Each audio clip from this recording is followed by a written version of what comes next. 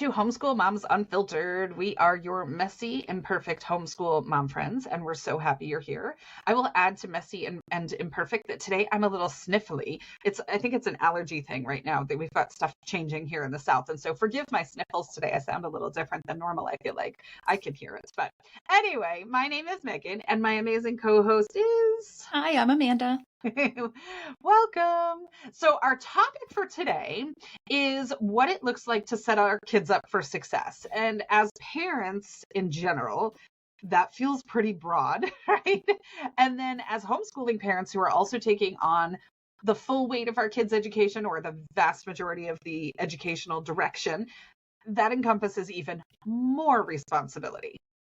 For sure. Many of us try to find ways to support our children without being helicopter parents, right? We know removing all obstacles and adversity from their path might feel like setting them up for success in that exact moment or with that specific scenario, but we also know it doesn't provide them with the tools they really need long term. So today we'll be exploring what does it look like for us to set them up for success, but still allow them to make mistakes in a safe way and environment. Ooh, that's quite the balancing act, right? So specifically today, we'll be looking at the skills and emotions related to the frontal lobe of the brain. And those include things like planning, organizing, initiating, self-monitoring, controlling responses, managing time, paying attention, remembering details. I feel like this list is going downhill as I'm reading it. Like it's the number of, you're like, oh yeah, and multitasking. Right, exactly. So if you listen to that list and thought,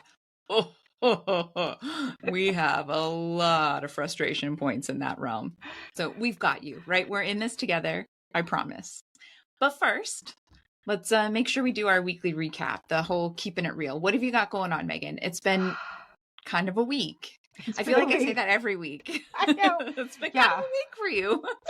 I know. Yeah. It's been a little chaotic. So I haven't actually shared before on the podcast that our house is for sale. It has been for a while.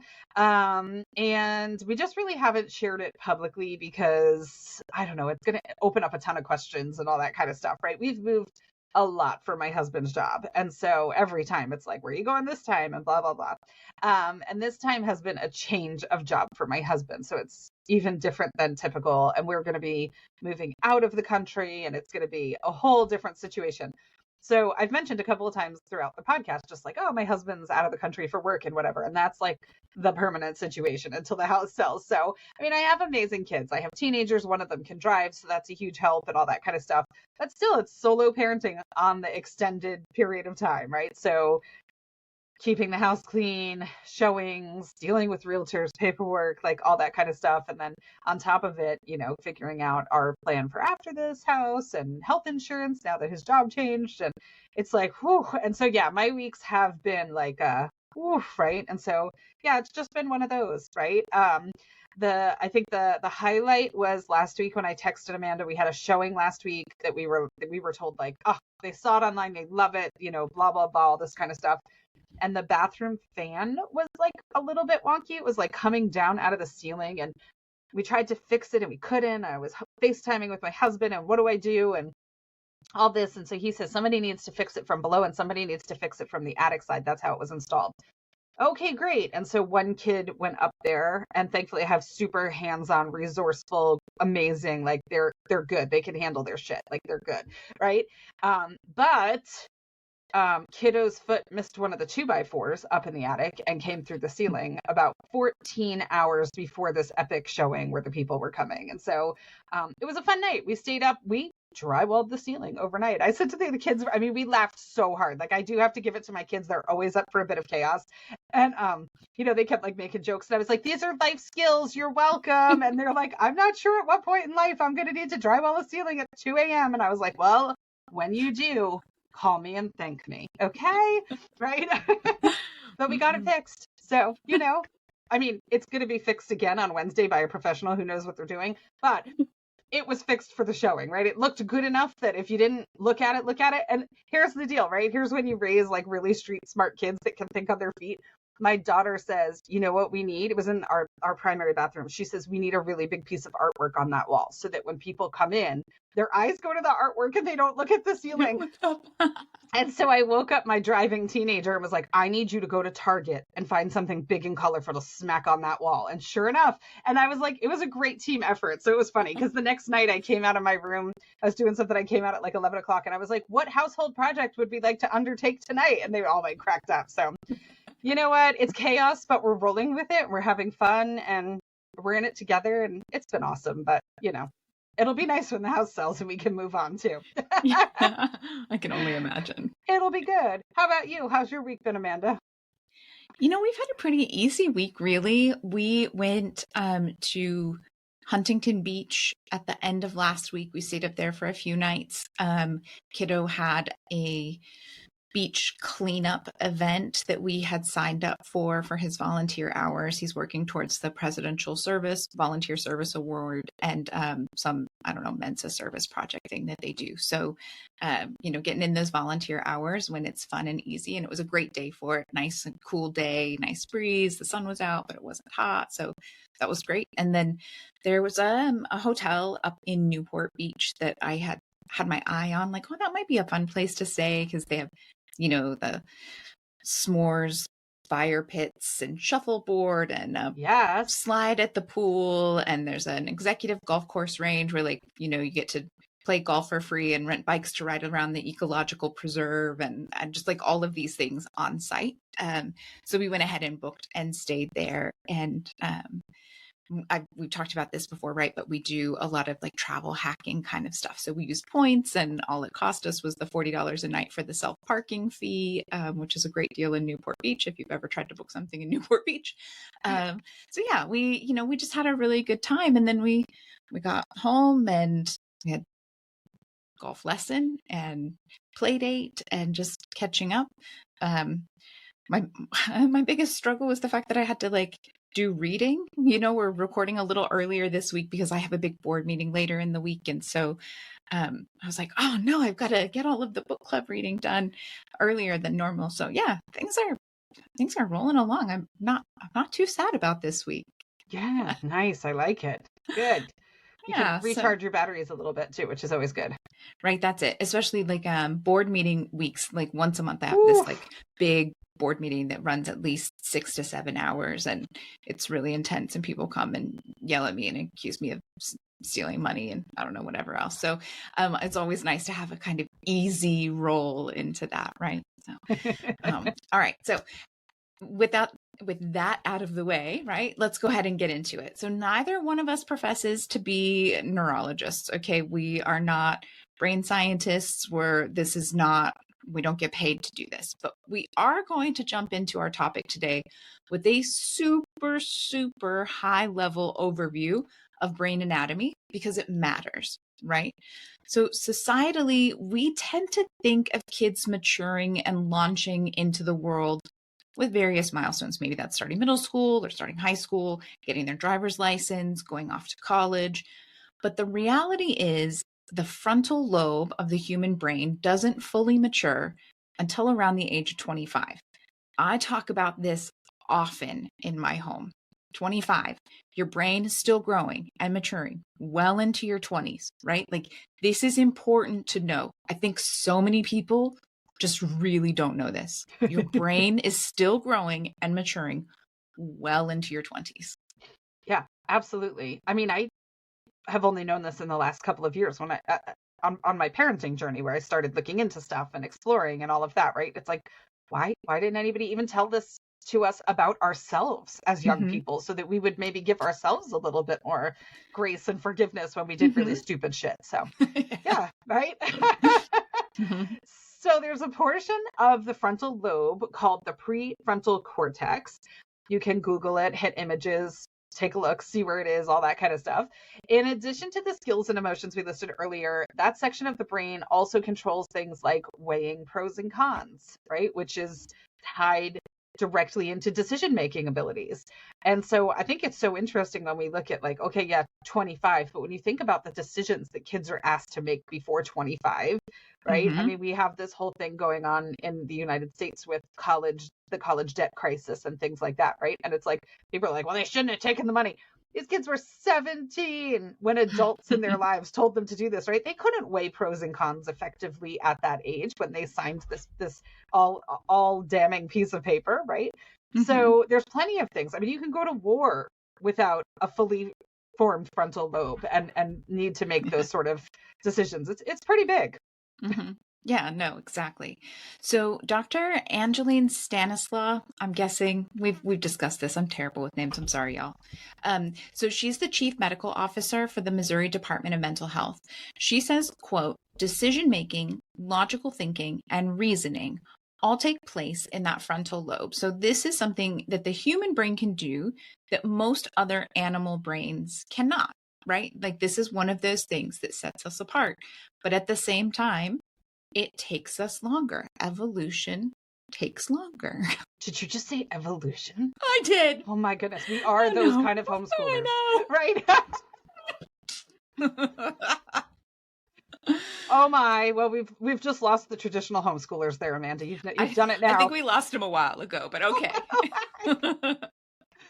All right. So throughout our journey as parents, there's some phases that are pretty infamous for having big feelings, right? Right. So I'm thinking terrible twos comes to mind, right? Everybody talks about the terrible twos, and then now people talk about it kind of bleeding into the threes now as well, right? Yep, three-nagers. Yep. Yeah, that's what it is. I was like, I know there's some sort of like cutesy saying for that. Three-nagers, that's what it is. The puberty days. And ironically, our current book club selection, we're starting a new book club this week, The Danish Way of Raising Teens, which if you're not raising teens, come anyway. It's applicable to all. But it talks in there about some of the psychological and hormonal changes of puberty and things like that, and how it all relates to behavior and communication and all of that. So, but all of this is related to the prefrontal cortex as well. So MIT's Young Adult Development Project explains that emotion and impulses are also controlled by this area of the brain. Yes. So, all right, we mentioned all of this science to help explain why kids do things that sometimes have us shaking our heads. Okay. Yeah. We know we've taught them better, right? And still they make poor choices or act irrationally. But the thing is, it isn't exactly their fault. And it's often not by choice. Okay. So it's important to understand how this science all comes together. Absolutely. All right. So another term that we hear thrown around often, I feel like more so these days than previously, is the term executive function. So if you've heard the term get thrown around, but you're like, what exactly is executive function, right? It's all woven into this concept that we're discussing today. So some examples of executive function that your kiddo may struggle with might be self-control, inhibitions, attention span. We see this all the time, right? How many comments I can't get my kids to sit down for more than 10 minutes, right? And or working memory. So even remembering to put on socks before they grab their shoes, right? I mean, sometimes you literally just look at your kids and you're like, what is happening inside that head of theirs, right? And so that's what we're talking about today. Yeah, exactly. All right. So you might be thinking, okay, but really, ladies, how much of an impact can this front lobe thing really have? Okay, well, so experts estimate that the frontal lobe makes up about 25 to 40% of the human brain's cerebral cortex. Okay, so now why such a big range? You know, as it turns out, the human brain doesn't actually have like borders around regions like countries on a map. So, you know, different studies define the boundaries differently. Regardless, that's a pretty big chunk of underdeveloped brain that is trying very hard to make good choices in a fast-paced, demanding world. And, you know, sometimes it doesn't matter how hard you try. It just doesn't work. Exactly, right? So we do not profess to be perfect parents. We are not those kinds of podcasters, right? We follow some of them on social media and send each other the videos with kind of the vomit emoji, like, this is so unbelievable, right? We are not those people. But in our experience, we've come up with some habits or techniques that have worked for us, right? That kind of smooth out some of the wrinkles on the parenting journey. And so that's what we'll be talking about a little bit more today. Before we do, we want to give a quick shout out to one of our amazing sponsors. And we want to tell you about this amazing new platform for homeschoolers called Recess. One of my kiddos uses it, loves it. Recess's mission is to help homeschoolers make friends and develop hard skills. They have a really interesting approach inspired by Maria Montessori and the MIT Media Lab. Yeah, so here's how they do it. They meet your kid where they're at in their favorite games. And then in those games, they offer them harder and harder challenges to turn their interests into real skills. So everything they do is centered around kids being social together and, working together. Every class comes with a moderated chat so that your kids can talk to their friends outside of that dedicated class time. Yes, absolutely. But probably the best part, or at least my favorite part of the process so far, has been their mission to understand every kid. So the teachers meet together and spend time really trying to understand what each kid needs and how they can help them grow. It's totally different from other class marketplaces or online classes that we've taken because there's more of a community feel at Recess. So if your kids like making friends, right? Or helping them work on that skill and giving them a child-led education sounds interesting. Definitely check out their site at recess.gg. So it's RECESS.gg. Parents from amazing institutions like Harvard, MIT, Princeton, NVIDIA, Apple, and so many more trust their classes and are using this resource. So the quality is definitely up there. And really, at the end of the day, we're all just looking for quality resources that fit our kids and help them become the amazing humans that we know they're meant to be. And Recess just might be that resource for you and your family. So thank you to Recess for sponsoring this podcast. And definitely let us know in the comments or over email or in a DM what you thought of it. Yeah, absolutely. All right, so let's jump in. Frontal lobe, here we go, right? So as we mentioned, we'll be sharing some of the things that we've implemented in our homes. These are tips where a little bit of preemptive thinking and some action help set clear expectations for both you and your kiddo, which we hope over time will minimize disappointment or some of the push and pull that many people experience on the regular. So the first kind of notation that I made is you need to know what you're dealing with. I read a post the other day with somebody who was like, oh, my kid's struggling with this, that, and the other thing. And they went through this whole thing and they were like, I think she might have ADHD. And they were looking for resources and suggestions. And my thing is like, if you think your kid might have ADHD, let's figure that out first, right? Like, let's at least know if that's what you're dealing with or if it's something else. So, neurodivergence, of course, we're talking about brain anatomy here today, right? So neurodivergence, we were talking about root words in our SAT episode with Wit, right? And my years of Latin that I was tortured with has to do with the brain. So figure out what you're working with, right? ADHD individuals can sometimes struggle with memory more than neurotypical individuals or people with a different wiring, right? So sometimes it could be because their brain has challenges to focus on capturing, organizing, and imprinting information because their brain's bouncing around a little bit more and it's a little bit disorganized sometimes, right? And this can lead to memory challenges that interfere with daily life. And so if you have an ADHD kiddo, it's just important to kind of level set that from the beginning, right? If you've watched Ted Lasso, there's a thing in there about how the goldfish has the shortest memory of any animal on Earth. And Ted Lasso has this whole inspiring thing about like be a goldfish. My super duper ADHD kiddo took that. And so his thing is that he is like a goldfish with amnesia. Like he's not even just a regular goldfish. He's a goldfish with amnesia. Like the child has almost no working memory, no long-term memory. Kind of stinks too, because we do a lot of travel and I'll be like, oh, you remember when we went to this really awesome place? And he's like, nope, like zero, and I'm like, right. But I have to know that about him when I'm working with him. And I always kind of use analogies towards other conditions or disease states that people don't poo-poo or downgrade, right? Like you would never say to a blind child or a visually impaired child, like, if you would just try harder to see, please, like, please, okay? Just try, right? But for some reason, when it comes to neurodivergence, that seems to be the message sometimes, is like, you just need to do it. Like, I'm sorry, but this is how the world works and you just need to do it. And so it's always kind of helps me to parallel that to something else. And if you wouldn't say that to somebody who has, a medical condition of another kind, it's not appropriate for your ADHD kid also. Yeah, So that's it. If there's something wrong with one organ and you wouldn't expect them to change that organ, you should probably not expect them to change the other organ, which just so happens to be their brain, right? exactly, right?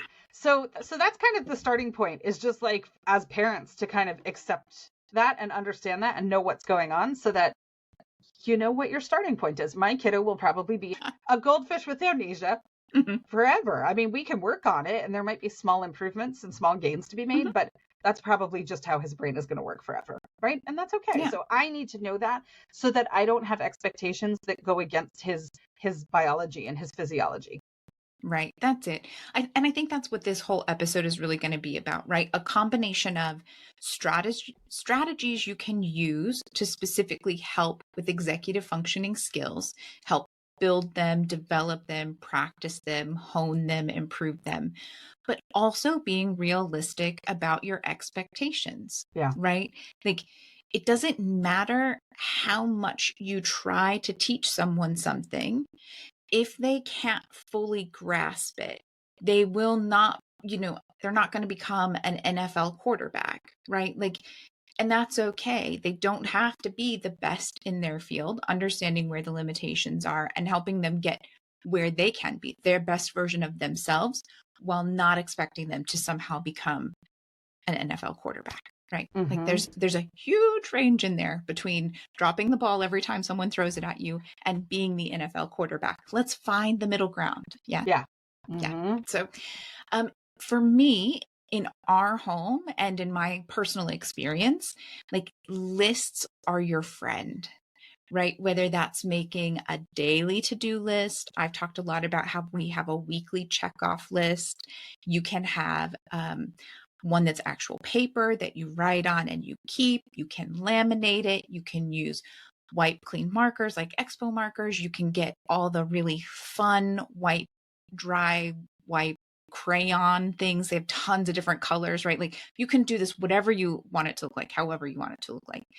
And it can be words, it can be visual. So, like, one of the very first things that we started doing was I found pictures of all of the different breakfast things that I wanted my kiddo to eat for breakfast. And there was the Kodiak protein waffles with applesauce. And there was a picture, of instant oatmeal and all of these different things that he knew how to make or secure for himself. Or if he couldn't totally do it on his own, because he was a peanut at the time, he was only 5. If he needed a little bit of help, he could let me know. But I laminated that picture. I printed off a page with all of those pictures, laminated it, stuck it on our refrigerator door, and then would send him to go look at the list and decide what he was going to have for breakfast. And it empowered him to, instead of saying, well, what can I have for breakfast? Like, well, you have a list of all 10 suggested approved breakfast foods for weekday breakfasts. Go look at the list. If there's something you want and we're out of it, you're going to have to pick something else. But practicing that, like, you have the independence and the freedom, and here's a prompt to help you, right? That kind of thing can be hugely helpful. You can make the list with your kiddo as well, right? When in our home, I have a rule that if you're bored and you come to me and you say, I'm bored, my answer is going to be, I'm happy to give you some schoolwork to do. I'm happy to give you something educational. So to get around that, we created a list of things to do while you're bored. And we sat down and created it. He's big enough now, it's all words, but you could absolutely do pictures for this as well. And it has everything from puzzles to craft kits to writing a letter to a cousin or grandparent. And that list lives on a wall. And if he comes up, he will start to say, and it didn't start this way. It started with, I'm bored. And I would be like, well, you have a list, or I can give you something to do. Now he'll come up and he'll go, never mind. And he walks over to the list and looks at it and picks something to do, right? It's these kinds of skills, right? You're building on them. He's catching himself, right? His initial reaction is to be like, I'm bored, but he knows, right? He knows what's going to happen. He knows he's got a resource there to help him with it. And it's easy. We worked on it together. We update it whenever we need to. Super, super easy for everyone involved, right? Like how so much of this, like, oh, my kids are driving me crazy. My kids are so annoying. So much of it is that they need these kinds of prompts. Well, take some of that off of your plate in a way that actually helps empower them. Yeah, because as you were talking, I was thinking like, I think it spirals even further too, then where people are like, and then they're so ungrateful. I took them to the science museum this morning, and then this afternoon they come to me and they say, I'm bored. I just took them to the science museum, right? And so they're both coming at it from two very different perspectives, right? The parent is like, I planned this thing. It was a mental load to plan this thing. I drove there. I paid for it. I packed snacks. Like, I get it. The parent's like, dude, I did my thing. Like, I would like some peace and quiet now for a little while. I put my work in, you put yours. Right. But then from the kids' perspective, like they didn't realize that was all that was on tap for the day. Right. And so they're like, well, what's next? I'm ready to go. I'm ready to do something else. Right.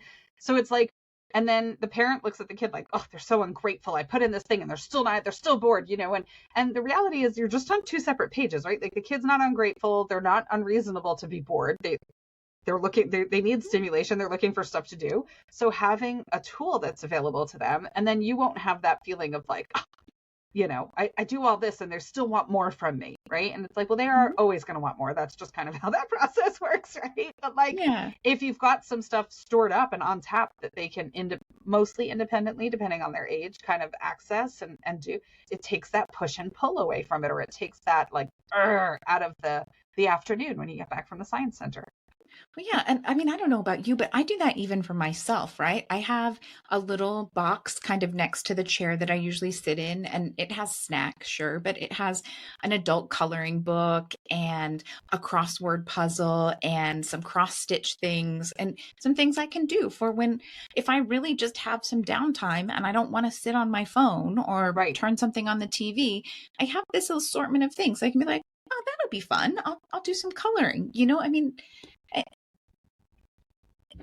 yeah, they're tiny humans, right? They're small variations of us. So the fact that their expectations are similar, but we don't acknowledge that sometimes because they're quote unquote kids, it's like, yeah, but they're still just small people, right? And so my next example kind of leans into what you were just saying about them just being humans, right? It's like, I wanted to talk a little bit about how we organize laundry in our house, but one of the things that I have kind of here is like making sure that your home is accessible to your children. Imagine living in your home and you can't access things, you can't find things, you can't reach things. Like you'd get frustrated over time, right? Of having all of these limitations that are there in the space where you're supposed to feel more comfortable, most at home, right? And so, making sure that things are accessible to our kids when they need them so that they're not always reliant upon us to reach something, open something, access something for them. So that note kind of dovetailed into my comment about laundry, because when my youngest started doing laundry for himself, he couldn't reach the little like soap dispenser and stuff to put soap into the washing machine. And so I just ordered on Amazon like a $15 collapsible plastic thing. He wasn't that far off. He was pretty close. So I just needed like a little collapsible step stool that I could slide next to the washing machine. And when he wanted to do laundry, he could pop that out and do it. The funny thing is he wanted to do laundry because he was upset that his older siblings got to do their own laundry. Like it was some sort of like gift that they had been given. And he was like, I would like my own laundry basket so that I can do my own laundry as well. And so we did that. Now, how did we start laundry? So I have 3 kids. They all function differently, right? They all need different supports and things like that. When he started doing laundry and when my oldest son started doing laundry, it was clear that we were going to need like a step-by-step list of how laundry is done. And so I broke it down as basic as it can possibly get. So I had read this book years ago about how to interact in a customer service environment. And I used to work in training in the corporate world, right? And so it was like part of that, where we would do these activities where you would pretend that an alien has just shown up on planet Earth, and you have to teach them how to make a peanut butter and jelly sandwich, right? And, it would say something like, you'd have people acting it out, right? So it was like, okay, take your bread, right? And they would take like the whole loaf of bread. Like they didn't realize they needed to slice the bread or open the bag and get a slice out, right? And so it was like how to be super clear with your communication so that there's no miscommunication. And if somebody who's never been to Earth, never seen a peanut butter and jelly sandwich before can follow your instructions, then you've done it well, right? And so those are what my instructions for the washing machine looked like, right? It was like, it was, I mean, at the top it said washing machine, right? They look the same from the outside in a lot of ways if you're not used to doing laundry. So it was like, this one is the washing machine. Step 1, put the things in. Step 2, push the power button. Step 3, turn the knob to this. Step 4, put the soap into this level. Please don't put too much soap, right? Like all this kind of stuff. Making sure that we have a dryer sheet in the dryer, emptying the lint trap as part of the task to make sure our house doesn't burn down, like all these things, right? So, and I created those sheets, laminated them, and they got taped to the front of the washing machine. The one on the washer, one on the dryer, but making sure that we give them the skills that are necessary, because otherwise my kids are going to be walking around with their clothes static clung to their bodies looking like fools. And I'm going to be like, did you put a dryer sheet? And they're going to go, no, I forgot. And I'm going to be like, well, now you look ridiculous and you keep complaining that your clothes are zapping you, right? Okay, but I can't really get annoyed with them because their frontal lobe isn't fully formed. And so what does it take me one time to put a note on the machine that's just a checklist that they can run through at the end and go, did I do all the steps? I did all the steps. Okay, great. Right. And eventually it will become so second nature that they don't even look at it anymore. And hopefully their clothes aren't static clung to their body. But in the beginning, kind of having that tool there, I can take 10 minutes to create a tool, or in the corporate world, we would call it a job aid, right? Which is basically what it is. And then I have a smooth path going forward. Or I cannot do that. Expect my kids to have executive function skills that they physiologically might not have yet. And then we constantly have issues where the washing machine is spewing soap bubbles because they put a full scoop instead of a half a scoop, right? Stuff like that. So it just kind of makes sense to create those cheat sheets wherever they might live or wherever they might need to exist, and do it so that your kids have that, and let them know like there's nothing wrong with needing to consult the quote unquote job aid, right? Like it's there for a reason. I'm happy to create it for you. I mean, I always put clip art on mine to make them cute, so so yeah, go for it. It helps, right? I promise. Well, yeah. And I mean, that idea of a job aid, right? My next point was cleaning their rooms. I don't know of any, I'm sure there's some parent out there who never gets frustrated with their kid for not cleaning their room. There's got to be someone out there. I have one. I birthed, my daughter is like Monica from Friends reincarnated. Like and I'm not even like that. So I'm like, my mom, I think it came from my mom. But yeah, but I also have the opposite extreme. So I totally relate to what you're about to say. Yeah, right. So cleaning your room is actually huge when it comes to executive function tasks. Huge. It takes a lot of them, and it's super, super easy to become overwhelmed and freeze and not do anything. So my kiddo took a class that talked about creating a roadmap. And this really worked for him. He liked it. And so if you have a younger kiddo, you might want to actually do a visual of a roadmap where you're stopping at each task. If not, it might just be a list, maybe a checklist or on a whiteboard, right? But it's super simple things. You're going to super break it down. You're going to start off by saying, number 1, put all the dirty clothes in the hamper. Number 2, put all the clean clothes away, right? Number 3, clean everything off of the bed. Number 4, put only the pillows and blankets and maybe stuffies back on the bed, right?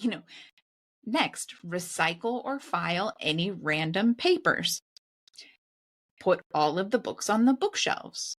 Find all of the Hot Wheels and put them in the Hot Wheel container or the Hot Wheel garage, right? Find all of the costumes and put them in the costume box. And it's these very, very specific tasks that it's like, oh, well, I can do that, right? Like, oh my God, my room is such a mess. I'll never get it clean. Becomes, well, I can find all of the Hot Wheels and put them away. I can find all of my stuffies and put them in the container in the corner, in the net hanging in the corner of the room, or whatever it is, right? And so if you break it down into these easy steps that are like, okay, I can do this, you're teaching them later on, right? That all big tasks can be broken down into small, manageable chunks. And life just gets so much easier. I know so many adults who would benefit from learning this at a young age, right? And learning how to do this as they grow. And once they turn 25 and their brain is mature, they have the skill. I know so many that do not have this skill, right? Yes. Like, teach them now. It's a great time. Well, and it applies to schoolwork too. Like if they're doing a big research project or a science fair or something like that, right? Like it's the same concept as breaking it down into chunks. I remember when we lived in North Carolina, my now 12-year-old was much younger then, and his room was a catastrophe, like all the time. I mean, you'd be injured walking through it. And so my mom one day did exactly what you're saying, where she offered to go sit with him and kind of break things down. And she got there and he is standing there in the center of the room, just like so overwhelmed by all that was there. And at the time he couldn't do his THs yet. And he goes, where do I even put all these things? You know, and my mom was like, okay, well, we're going to go step by step. Now, the really interesting thing is he has now converted to being a clean room kid because he doesn't like that feeling of overwhelm. And so he'd rather do small tasks and keep his room tidy. And he'd rather purge things he no longer needs or uses to keep his room tidy. My oldest is still in that same position where when his room gets really, really bad, he will ask me if I can just come sit in his room while he cleans up, right? And I'll bring a book or something, or we'll chat or whatever, you know, or we'll put music on and just laugh. But he just needs, there's like a little emotional support of being able to kind of break those tasks down. And sometimes I'll just give him like one or two things to get started, where I'll be like, okay, let's start with dirty laundry. Like that's the start, right?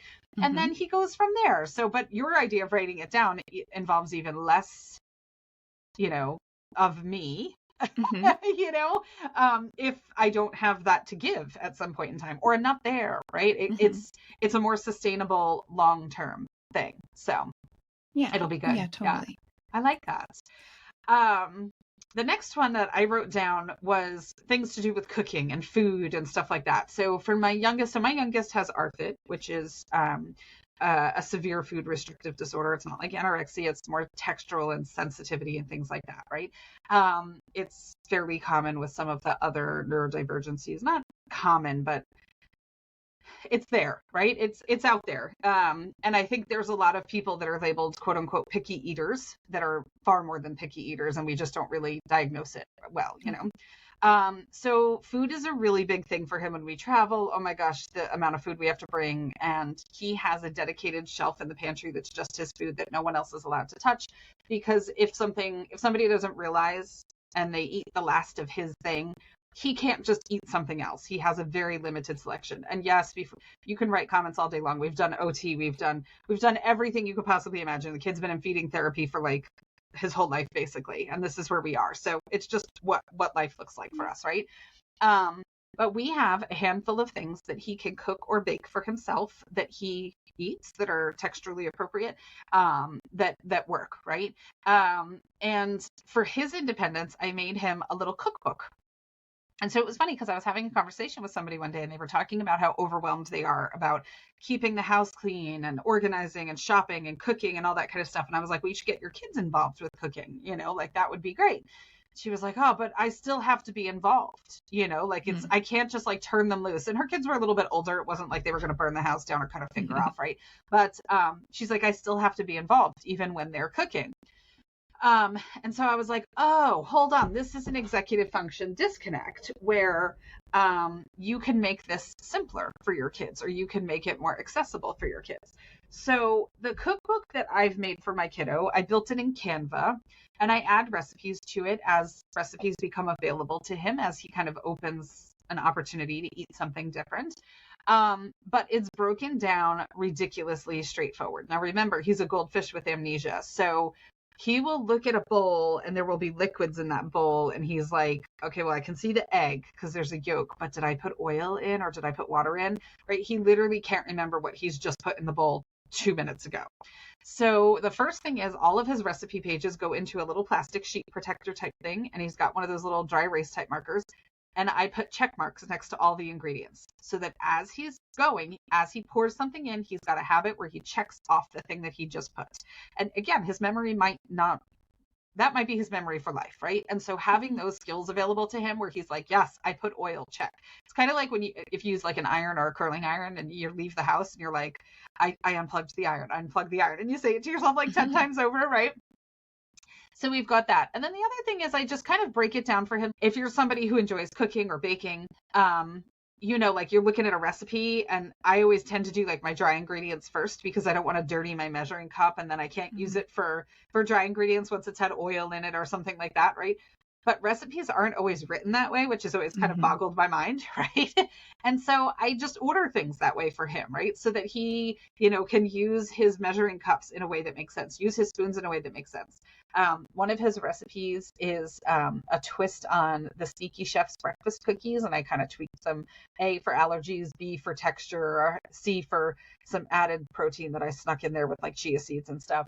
So I've got that there, right? And all of the ingredients that went in there for the most part were divisible they all broke down into a quarter cup. So it might be like a quarter cup of this, a half a cup of that, a full cup of this. And so I literally just broke down the recipe where it says like, get a quarter cup. And now you're going to put 3 scoops of this, 2 scoops of that, 1 scoop of this, right? And so he can go through and he doesn't have to sit there. He's great at math, but it's one less bit of mental gymnastics that he has to do while his brain is trying to executive function really hard on the other end of something else, right? And so it's like, the process is as smooth as can be. I am not involved now. He's like, I think I'm in the mood for breakfast cookies. Great.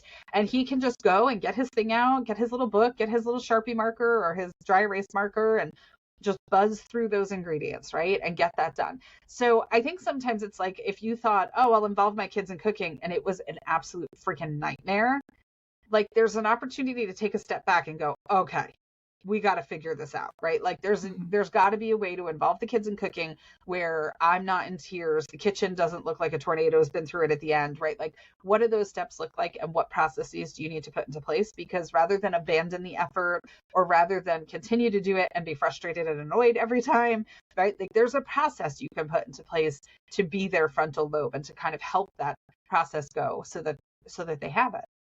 Yeah, I think cooking is a big one. I'm going to circle back to something you said just really quick. If you're listening to us and you're like, the idea of being able to mark off a recipe as you go is great, but I do not freaking have time to make a checklist or to redo this or that, you can look at your recipe card, right? If you have recipe cards, they are almost always the size that will fit in a photo album page. So you can buy some photo album pages, stick your recipe card in the 4x6 slot, and your kid can use their dry erase marker to mark off each thing as they put it in the bowl. And you didn't have to rewrite anything. You didn't have to get out your computer and make some kind of a checklist, something. Like there are ways around it that do the exact same thing and make your life a little bit easier and help them too, right? I don't know of a single kid who doesn't feel 10 feet tall when they successfully complete one of these things, right? They feel amazing when they're able to take something that they thought was beyond them, do the step-by-step tasks, complete it, and they're like, they feel so good about themselves. Give that to your kid. Give them the opportunity to do that. So now for me with cooking, my big thing is my kiddo's a little bit younger, right? So we're not quite to the point where Meagan is at with her kids doing all this amazing cooking stuff. I start small, right? Like really start small and build on it and don't expect perfection, right? The way my kiddo likes to make oatmeal is not, I'm like, please don't make me oatmeal. I love you. Please don't make me oatmeal. But he's happy with it, right? He has a way that he makes it. He likes it. He eats it. He's happy. And that is all that matters. And that was the first thing that I taught him to make for himself. Instant oatmeal in the microwave. We got one of those little fold-up stools. We got ours from Ross, which is a really cheap discount store. It lives in the kitchen. He needed it because we have a mounted microwave above the stove, right? And so he makes instant oatmeal. He started that when he was 5. And then the next thing he wanted to take on was eggs, right? And so we got him his own small pan and we got him his own set of silicone utensils to use to make sure that he didn't scrape anything or destroy anything. And he started with scrambled eggs. And again, that thing, like the first dozen, I'm going to say, were things that I'm like, if you are so proud of yourself and you're happy to eat that, and I am happy for you. No, thank you. I do not want an egg this morning. Right? But that's okay. They're learning, and that's the important part, right? And he went from scrambled to now he does over easy eggs because that's what his dad likes, and his dad also likes poached eggs, so he'll do a poached egg occasionally. Sometimes he still needs some help with that because a good poached egg is hard. Um, but like now he's 10 and he regularly makes Sunday morning breakfast for the whole family, right? Like he makes microwave bacon because that's what I prefer. I actually really like super crispy bacon, and you can get it really crispy in the microwave. And he makes muffins from a mix, and he regularly in the evening will do, like refrigerated cookie dough, chocolate chip cookies for the family while we're watching TV or something. Like, sure, I look forward to the day that he's making healthy, fresh meals completely from scratch with, all of these wonderful ingredients. I don't even have the energy to do that half of the time, right? More importantly, he's learning to cook for himself and for others. And he's 10. He's already learning how to make easy things from a box. And I know there's all of this stuff out there, and box food isn't great and it's full of other stuff. But the reality is making food from a box and following those instructions, that is a freaking life skill that a shocking number of college kids don't have. Like the number of college kids who are like, I don't know how to make boxed macaroni and cheese. And you're like, but it's right there. Like, how do you not know? So like, it's okay. Give them the chance to start with these things. And yeah, you might have to compromise some of your ideals about exactly what you're eating or, what you're putting into your temple or, but it's steps, right? It's baby steps, it's life skills, and you're building on it, and they're getting better with each thing that they do. Each time they get better at it, they want to do more. I was thinking when you said you might have to compromise, I was thinking you were going to say a little bit too on your standards, right? Because I think we talk about, so you and I are in a group chat with a whole bunch of other women, right? And we talk all the time about like, kind of the typical marital stuff, right? That all of us seem to have in common, or most of us seem to have in common in our relationships, right? And so one of the things that you see a lot of times, like on social media or like memes and stuff, where it's like, I'm overwhelmed and I need help. And then the husband helps, or your spouse or your partner helps. And then it's like, but not like that, like, And so it's like, I was thinking about it before, and then I just forgot when we kind of shift subject. But when you were talking about the steps for cleaning a bedroom, right? And it's like, put all the clothes in the drawer. Are they going to be neatly folded the way you want them to be? Probably not, right? But are they in the drawer?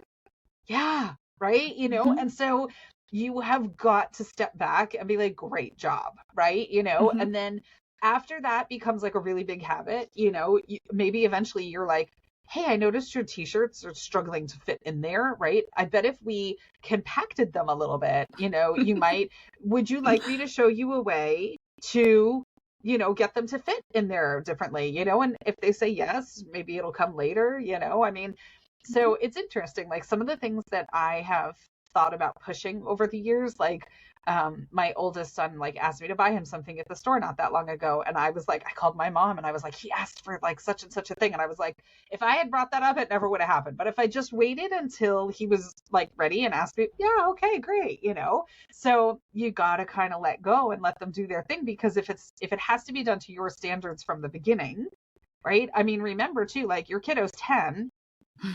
Fine motor skills aren't even the same at that age, right? And so, or if you have an autistic kiddo, a lot of times fine motor skills are affected, right? Things like that.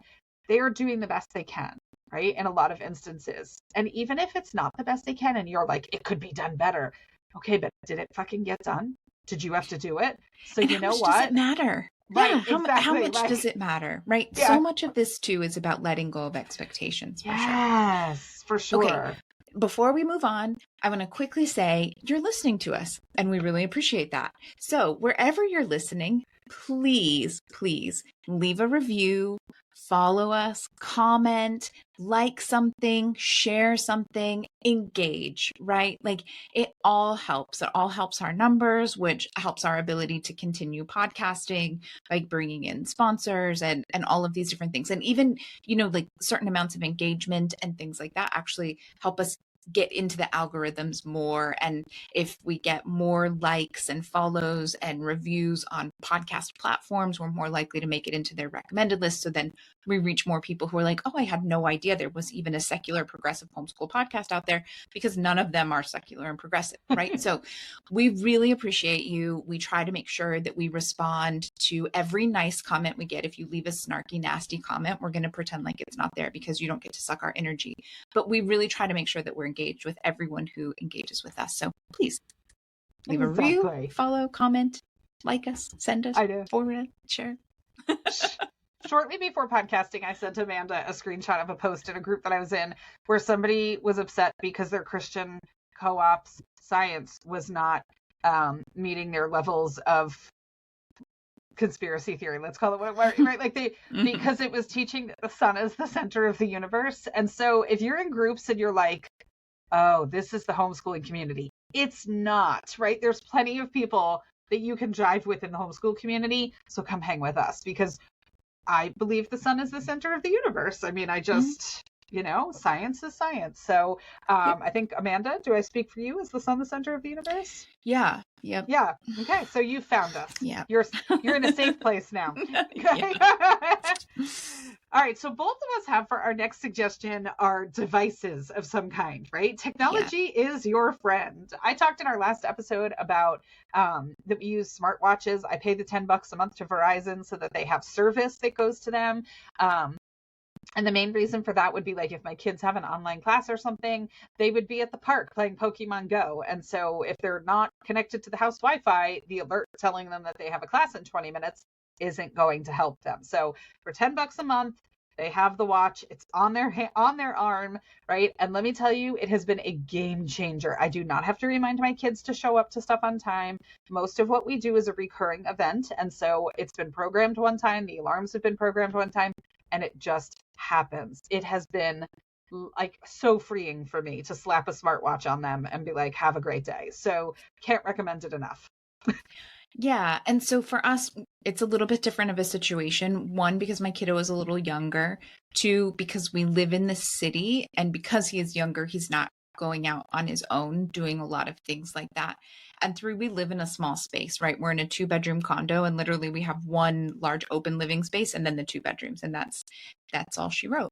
So we use smart home devices, right? For us specifically, it's an Alexa, but you can use Google Home or whatever you choose to use. And I just set up those same reminders in there to go every week at the same time. And, you just kind of set that at whatever time you need, whatever you figure out works for them. And it's that, like, one, it's a prompt for them. It's a reminder. And they need that. And that they need that. But how many of us are tired of feeling like we're always nagging the kids? Yes. Right. And the kids stop listening, right? Like, oh, she's just going to nag me about something else. Or, like, oh, yeah. Wait, what was it that you told me I needed to get to? Because it's like, oh, take it off your plate. Let Alexa be the nag. And my favorite was before we came up with the system, right? This is what I'm talking about, like the aggravation and the push and pull and stuff like that. So in the old world, I would do a weekly calendar that I would print out, and it had everything on there, and it went on everybody's bedroom door. My parents had one. I had one. My husband had one. He legitimately never looked at it. He'd be like, what time is it? I'm like, I give you a calendar. And he's like, I don't look at it. So anyway, they'd be at the park playing Pokemon Go, and I'd be like, you missed your photography class. They'd get annoyed with me that I didn't remind. And I was like, I'm freaking busy.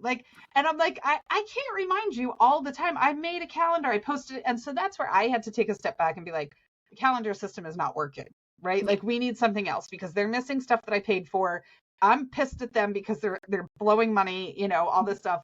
They're annoyed because they missed their class. They're disappointed. And I'm sure there's a piece of a lot of times the way people react to something is not the actual emotion that they're feeling. And so part of it is like, yeah, they come across as being annoyed that I forgot to remind them, quote unquote, right? But the reality is, it's probably like, there's probably a feeling in there that's like, oh crap, I forgot again, and she's going to be upset with me. And so the reaction comes out differently. It morphs, right? So I sat back and I was like, there's got to be a better system. And I laid in bed at night for like weeks, troubleshooting and Googling and asking other parents and all this kind of stuff before we finally found a system that works. So if your system isn't working, do something else. You're not stuck with that system, right?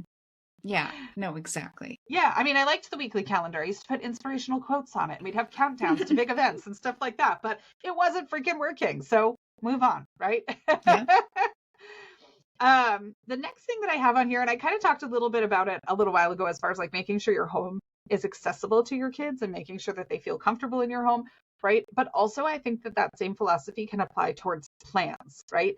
Mhm. We sometimes, I think, have conversations as adults, or maybe as the planner of the house, if that is your task, right? That's certainly my job.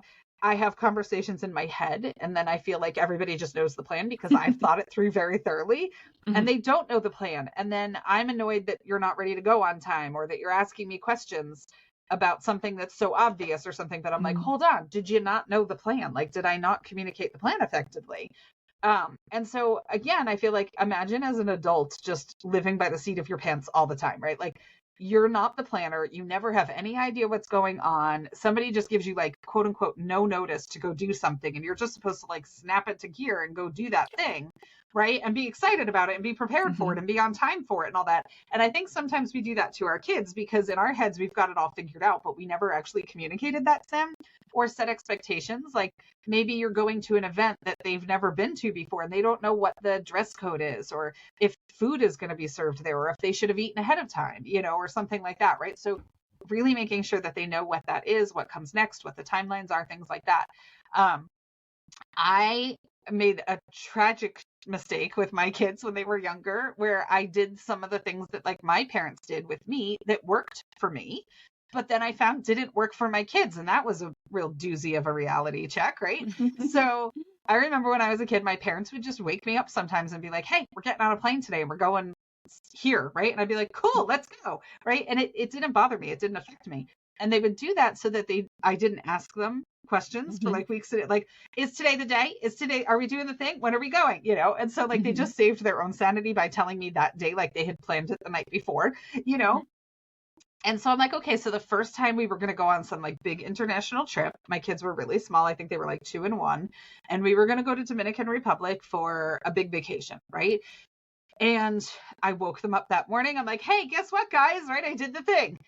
We go now. And I had brought for them all kinds of new beach toys and pool floaties and like stuff like that to take with them, right? We get there. We got there early enough in the day. It was an all inclusive. There's beach, there's pool. It's amazing. We were staying in a family concierge suite where they literally come in at night with a silver tray with pillowcases on it that had like curious storage, and you got to pick your pillowcase. And they would bring milk and cookies to the kids in the room and stuff like that at night at bedtime. So it was like heaven on earth, right? We get there, we have like the best first day ever. And my kid was like, my oldest, who's I have learned does not like surprises, is an introvert, is a homebody, right? I didn't know that fully when he was 2 years Mhm. old, right? He has a great day at the pool, loves it. And then that night he was like, and so now we go home? And I was like, no, we're staying here. He, the entire week, asked when to go home, like the whole week. And then I learned, like, because now, of course, now he's almost 17. Like, I know him much better now, right? I had brought all new beach toys. I had brought all new. He didn't have any comfort items. He didn't have anything Yeah. for, I mean, he brought his favorite stuffy with him, who went everywhere with us. But then on top, so it was like I had like this domino effect of mistakes that I had made by just not knowing him as well as I do now, right? And Yeah. so we got home. He was homesick the entire week. He was like, that was the worst vacation ever. I'm like, wow, I'm so glad we just spent all that money, right? So, so I learned I would literally go online after that whenever we would travel, and I would make him quote unquote travel brochures. It would take me 5 minutes. We're not talking high level graphic design here, right? We're talking like I would go grab a Google image of what the hotel looked like, a Google image of a beach, a Google image of a plane, right? And and for like a couple of weeks before we would travel, we would work that into one of our bedtime stories at night, where to be like, oh, let's look at our travel brochure. And then we would talk it through. And then we came up with a system where he got to pack a handful of comfort items, right? And some of them were so stupid, it was not even funny. Like one time he brought a toy accordion with him, and I was like, no one wants to hear that on vacation. But like, that was the rule. He could pick what, as long as it fit in the bag that I had designated for him for his comfort items, he could bring his comfort items, right? So after that, he always knew what the plan was, right? And so I wasn't throwing him for a loop and then just expecting him to like fall in line, and do that thing. And so that could even be true for like field trips and errands and all kinds of stuff. Like if you have a kid who doesn't shift on the fly, mine does not, like Mhm. at all. And that's just his personality. Like I said, he's almost 17. He's still not shifting on the fly.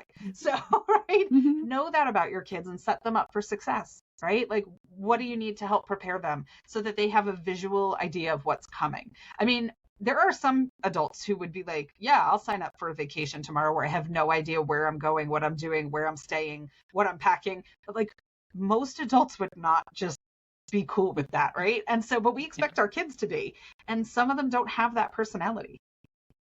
Yeah, for the record, I love the I've always dreamt of doing one of those vacations that Oh, where you get the envelope and it tells you that morning what kind of clothes to pack and go to the airport, right? You don't actually know. I think that sounds so fun. But well, I and I know think most that's people are Yeah, I not. think that's why it didn't bother me. I mean, I specifically remember getting a call years ago. I was in my 20s, like, hey, a bunch of us are going surfing up in Vero Beach. You want to come? And I like threw a razor and a toothbrush and some deodorant and like a clean pair of panties in my purse and left to go to Vero Beach, like with nothing, I mean, Yeah.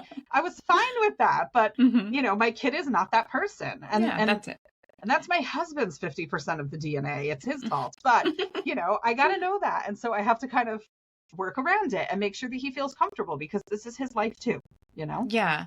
And another kind of taking that know the plan one step further, a really concrete executive functioning skill that a lot of people aren't taught because they don't even teach it in schools is the planning backwards, right?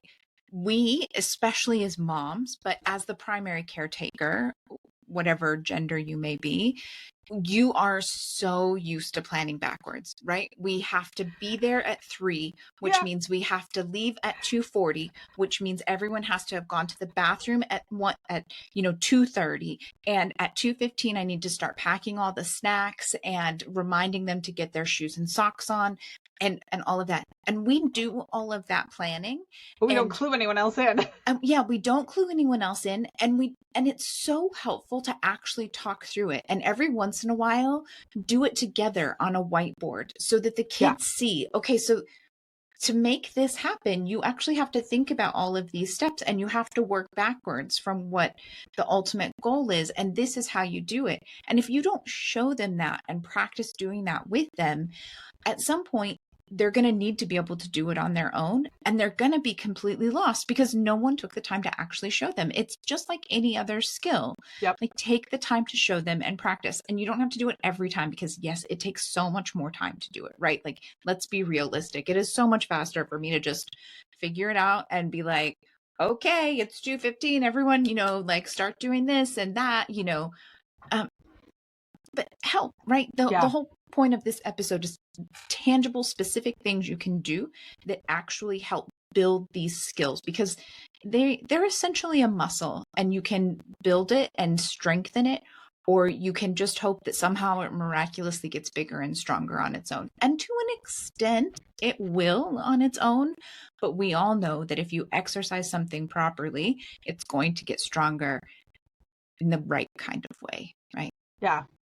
Yeah, I completely agree.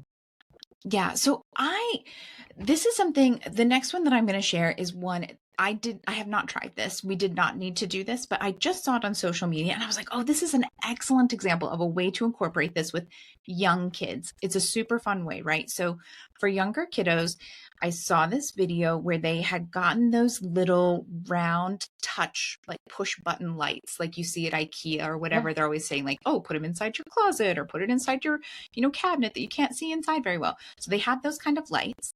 And above each light, they had a picture of what the kids needed to do to get ready for bed. And then they had another set that was what they needed to do to get out the door. So if you're in public school, it's extra important, right? Or daycare or something like that. But it could be important on co-op day or whatever. Yeah. And each one was a picture of so the nighttime was like taking a shower and there's one light under it. And then there's another picture, brush your teeth, and there's a light under it. And there's, putting on your PJs and there's a light under it. And set your backpack by the front door and there's a light under it. And so in the evening, before it's time to start doing all of this stuff, the mom went through and turned all the lights on. And then the kid, each time they finish one, they go and tap it and touch off the light. That's and then so they fun. can yeah, it's fun. And it's a very visual, like, uh-oh, there's a light still on. I haven't done something I'm supposed to do before I go to bed, right? It's a super easy way. And then they just stick on the wall because they're battery operated. Like, you don't have to worry about any extra, like a fun, easy way of building these skills, like from the ground up, right? Like start early because it's only going to get harder, right? The stuff you have to do, the stuff you have to figure out and manage, it only gets harder. So start with these skills young. Yeah, absolutely. So I had one more that I wanted to talk about, right?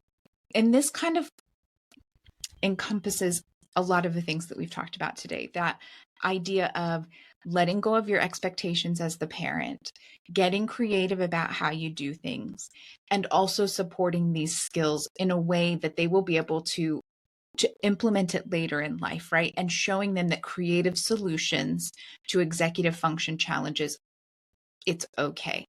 So in our house and in a lot of my friends' houses, you tell your kid to get dressed and they get dressed. And then you tell your kid it's time to leave and they go to the door and they grab their shoes and they're like, oh, I don't have socks. And you're like, well, I thought socks was part of getting dressed. Like it's clothing. It lives in the same dresser as everything else.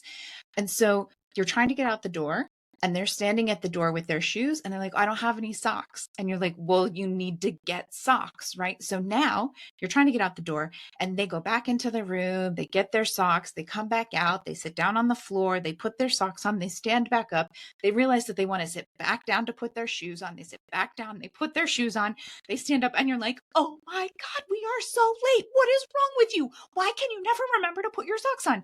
And your morning has started off super shit. Right? Yeah. Like this is not how anyone wants their morning to go, like, or afternoon, whatever time you're trying to leave, right? It does not matter. At least in my house, it does not matter what time of day you're trying to leave. The socks are not on the feet, right? Like, and you know, you can keep fighting this. If you enjoy this power struggle every time you go to leave the house, by all means, go on with your bad self. But there are solutions, right? There are ways that you can do around it. Maybe you put a thing of socks by the door, right? You have a cabinet or a case where all of your shoes live, and you just have a little bin of socks there so that when they get to the door, it's like, don't forget your socks, and they're right there. So at least they're not trekking upstairs to their room and then coming back down, like the socks are there. It doesn't take quite so long. Or if the whole sock thing really, like, I don't know how it can take them so long to put on socks, but it always puts us 5 minutes behind schedule, you know, and like, you just can't, like, okay, fine. What about putting the socks in the car? What about having a pair of sandals that they can slip on? They grab their shoes, you take them out to the car, and while you're driving and you're stuck in traffic doing whatever, your kid is putting on their socks and then they put on their tennis shoes. Yeah, they can do it as slow as they need and want. And yes, it does mean that now at the end of the day, you have to remind them or work on making sure they remember to bring their sandals in so that they have them for the next morning. But it's so much easier to do that at the end of the day when you're like, hey, don't forget to grab your sandals and your backpack and your water bottle, you know, then it is like, we're going to be late. Move it, move it, move it. You know, like it's as simple as like shifting things around. And this, it's so easy to be like, well, this is how it's supposed to be done. But does it have to be done that way? The vast majority of the time, like the answer is no. You can get creative with your solutions. We all do. Companies do it all the time. They change things, they shift things to make it work better for them. We can too. We can make our little corporation actually run more efficient. Yeah. Yeah, I love that. And you know, the other thing too is as much as we kind of talked about it at the very beginning, as much as we want to helicopter and be like, you have to put socks on before you put your shoes on. If you've got a kid who is like, no, I don't need socks today. I'm going to wear my tennis shoes and it's going to be fine. That might be the day to say, you know what? All right, give that a try. Let me know how that works out for you. I'm going to guess they're going to come home at the end of the day and be like, dude, my feet were sweaty and it was rubbing in the back and that was a bad idea. Like I do actually really want socks with my sneakers, right? Like it's a safe way to quote unquote fail. Exactly. This is Yeah. one of those perfect examples of like, give them the independence to fail safely so that they're like, oh, yeah, we have this a lot in our house where there will be times where I'm like, I've said it a million times, I've reminded you, and you know what? Now you want to do it this way? Like, go on with your bad self. And usually after the fact, he's like, I really should have listened to you. That's why you always tell me, that's why you always tell me to do this. I'm like, yeah, but lesson We're learned. we're a pretty sarcastic family. That's kind of our love language around here. And so, it'll, like in our house, and my kids are older too. So in our house, it would be like, oh man, if only somebody had tried to warn you, like, and then they're like, I know. So that Yeah. happens quite a bit. Mhm. All right. Well, you've got some exciting updates for us, Amanda. So let's jump in. Recommended resources. Do you need more homeschool supplies? No. Are you going to want these anyway? Absolutely. Yeah, pretty much. What do you have for us? But with this specific podcast, right, we're talking about the importance of knowing your child and maybe shifting or changing your expectations. And so I was thinking about that, and it really made me think, how often do we think history has to be books? You read books or maybe watch documentaries or go to a museum, but even in the museum, it involves a ton of reading, these really dry descriptions of things. There's another solution, right? And it's one of the reasons that I'm hugely fond of the curriculum called History Quest. It's from Pandia Press. And it starts with kind of early civilization and goes up through American history. So sorry, it doesn't go outside of American history. You're not going to get current, like modern European history. But History Quest, they have audiobooks. So their entire textbook, as well as these weekly fun stories that are like a storybook related to the history textbook section, are in audiobook format.